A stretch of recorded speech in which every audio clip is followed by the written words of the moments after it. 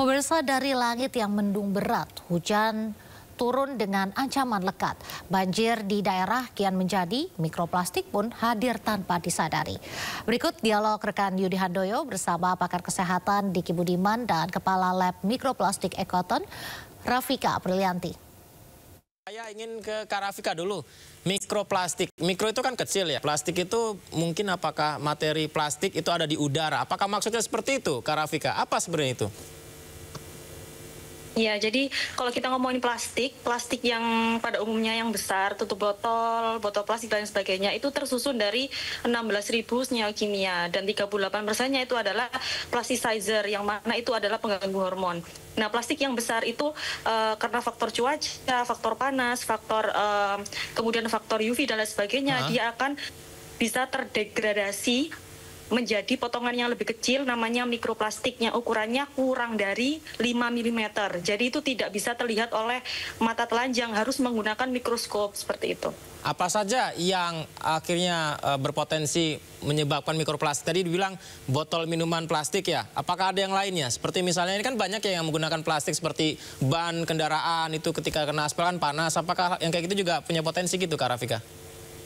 Iya, betul. Berdasarkan penelitian yang telah Ekoton lakukan di bulan Mei sampai Juli 2025, Ekoton melakukan penelitian mikroplastik yang ada di udara. Jadi mikroplastik yang ada di air hujan itu asalnya dari udara yang terkontaminasi oleh mikroplastik. Kemudian mikroplastik yang dari udara itu adalah dari aktivitas masyarakat yang ada di sekitarnya. Misalnya yang kami temukan kategori paling banyak menyumbang mikroplastik di udara adalah 50% dari pembakaran sampah.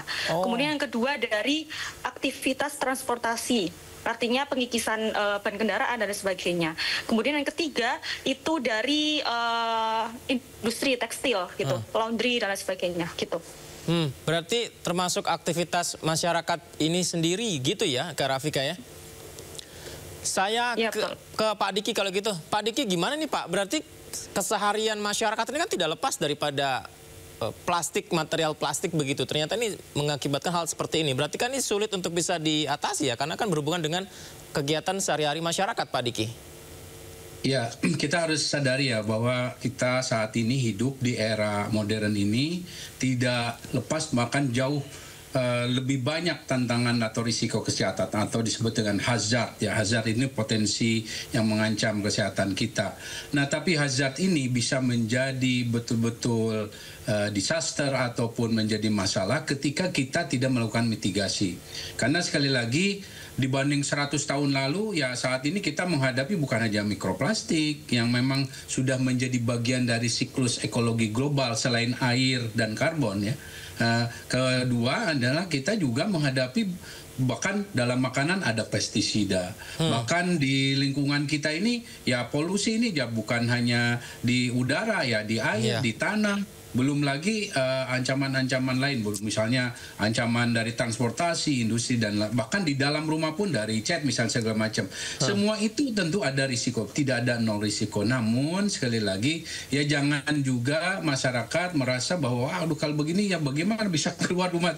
Ya kita harus sadari bahwa semua itu akan bermuara menjadi masalah kesehatan ketika kita melakukan pengabaian terhadap apa, misalnya kita tidak melakukan pencegahan ketika misalnya ke luar rumah, ya kita upayakan ya tadi memakai masker, kalau bicara hujan ya kan kita punya ada jas hujan dan lain sebagainya, termasuk juga hindarilah upaya supaya kita tidak terpapar lama, baik itu polusi di jalanan ataupun dalam konteks hujan ini, ya kalau lama-lama kehujanan ya begitu sampai ke rumah segera mandi ya, keramas, kemudian bajunya dicuci, jas hujannya dibilas, karena kalau itu tidak dilakukan itulah yang akhirnya bisa berakumulasi mengganggu resiko kesehatan. Karena nggak kelihatan. Dan ingat, ya Pak kalau Diki ya, bicara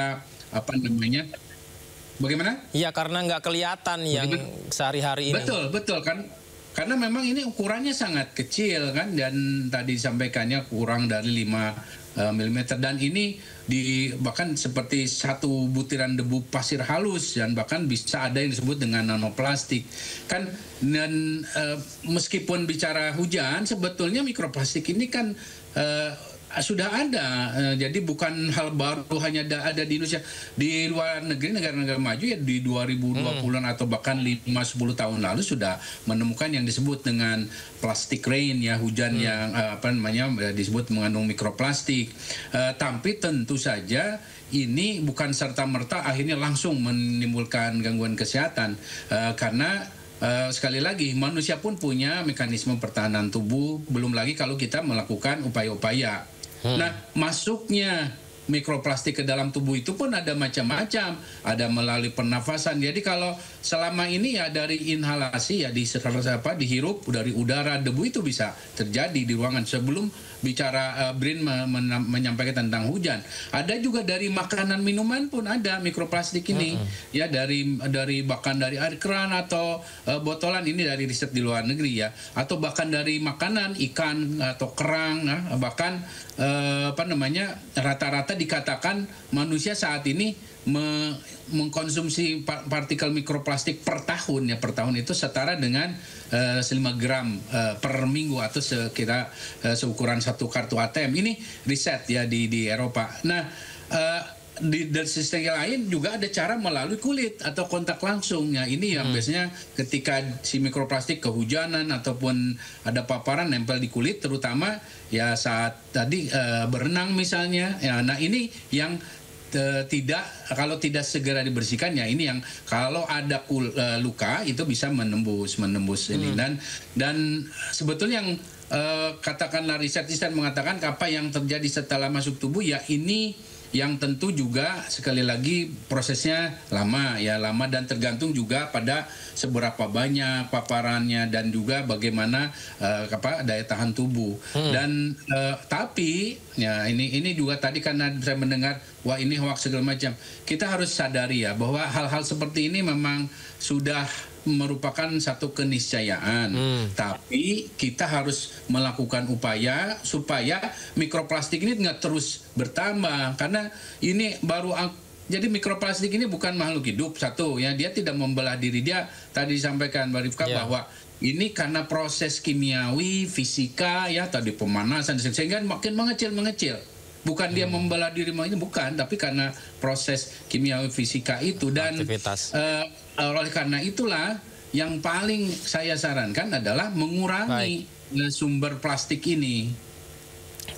Kak Rafika, saya ingin tanya juga soal risetnya. Jadi apakah riset ini diawali dengan penemuan dari feses manusia, misalnya sudahkah di dalamnya terkandung bukti bahwa manusia di Jakarta mungkin ini sudah banyak terkontaminasi mikroplastik, atau gimana penelitiannya, Kak Rafika?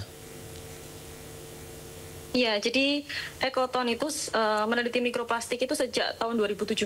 Kemudian awalnya itu penelitian di air sungai, yang mana itu kan banyak sampah plastiknya di bantaran sungai, di badan air sungainya. Kemudian kita meneliti mikroplastik di organisme seperti ikan, udang, kemudian airnya. Nah, memang semuanya terkontaminasi oleh mikroplastik. Kemudian kita penasaran nih, kan ikan sama udang terus kemudian sama air sungai itu kan jadi bahan yang kita konsumsi setiap harinya. Apakah sudah masuk ke dalam tubuh kita yang dijelaskan oleh Pak Diki tadi melalui konsumsi, inhalasi, sama kontak kulit tadi. Kemudian di tahun 2020 kita meneliti mikroplastik dalam feses manusia, dan kita menemukan di sekitar 100 sampel itu menemukan 19 sekitar rata-rata 10 partikel dalam setiap sampelnya, seperti itu. Nah, kita telisik lagi dari mana mikroplastik yang masuk ke dalam tubuh manusia kemudian keluar dari feses manusia itu, ternyata memang yang paling banyak polimernya itu dari EVO gitu, etil vinil alkohol, yang mana EVO itu adalah salah satu susunan dari plastik kemasan sachet gitu, kemasan kopi, kemasan ciki-ciki, kemasan makanan, minuman, dan sebagainya gitu, yang dikonsumsi oleh masyarakat. Kemudian juga yang marak dibakar ya, artinya dibakar di dekat rumah, kemudian di lahan terbuka dan sebagainya, itu dia akan terpecah menjadi mikroplastik, kemudian masuk ke dalam dan dihirup oleh manusia. Berarti kemudian juga silakan dilanjutkan, Kak Rafika, gimana? Ya, kemudian berlanjut di penelitian di tahun 2025 ini, di Mei sampai Juli, itu melakukan penelitian mikroplastik di udara karena ya manusia semua pasti butuh oksigen untuk bernafas dan melalui udara tadi kan ya. Nah itu ternyata memang terkontaminasi oleh mikroplastik. Jadi kalau misalnya kita telisik lagi, kita kan tidak menyalakan air hujannya, tapi menyalakan kontaminasi mikroplastik yang masuk dalam yang masuk pada kandungan air hujannya ini, gitu, yang bisa masuk ke dalam tubuh manusia melalui inhalasi tadi. Mana yang lebih bahaya? Mikroplastik yang terpapar di udara, kita hirup, ketika angin berhembus kita menghirupnya begitu, atau karena kita kena rintikan hujan kita menghirupnya, atau ikan makanan laut yang kita konsumsi ternyata terpapar mikroplastik di laut, itu mana yang paling bisa sangat mungkin paling besar potensinya terpapar ke kita, Kak Rafika?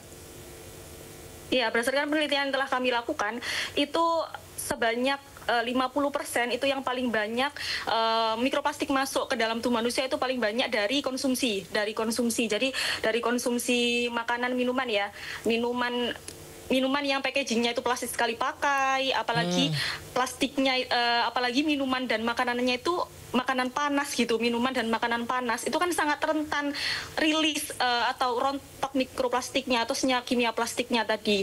Kemudian dari ya makanan yang kita konsumsi setiap harinya seperti bakso yang dibungkus plastik, kemudian styrofoam yang sering digunakan oleh masyarakat sekarang di wadah, dibuat wadah makanan nasi dan sebagainya. Iya, itu.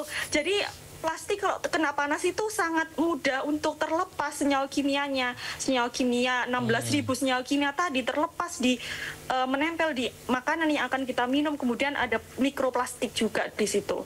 Jadi mikroplastik itu sebenarnya sama dengan plastik yang 16.000 senyawa kimia tadi, tapi bentuknya lebih kecil, dan bentuknya yang lebih kecil ini bisa sangat mudah masuk ke dalam tubuh kita karena kita tidak bisa melihat secara kasat mata ya, harus menggunakan mikroskop tadi. Dan mikroplastik ternyata itu mempunyai sifat yang sangat unik, dia itu seperti magnet. Jadi semua yang ada di sekitarnya, polutan, apalagi kan sekarang di lingkungan terkontaminasi oleh logam berat, kemudian deterjen dan sebagainya, itu bisa diikat oleh mikroplastik. Jadi seperti magnet dia. Dan kalau misalnya mikroplastik sudah mengikat logam berat dan lain sebagainya, itu dia dampaknya itu 100 kali lebih berbahaya daripada senyawa tunggal seperti itu. Berarti ini nggak cuma di Jakarta ya, Kak Rafika ya? Iya, jadi penelitian mikroplastik di udara yang kita teliti itu ada 18 kota di Indonesia, dan yang paling banyak itu di Jakarta Pusat, 37 partikel dalam periode waktu yang kita ambil itu 2 jam. Di luasan alat kami itu 63 cm persegi. Cukup nggak sih kalau kita hanya pakai masker gitu, Kak Rafika, untuk supaya udara atau paparan mikroplastik nggak kena? Masker itu kan susunannya juga ada plastik ya, polimer plastik ya.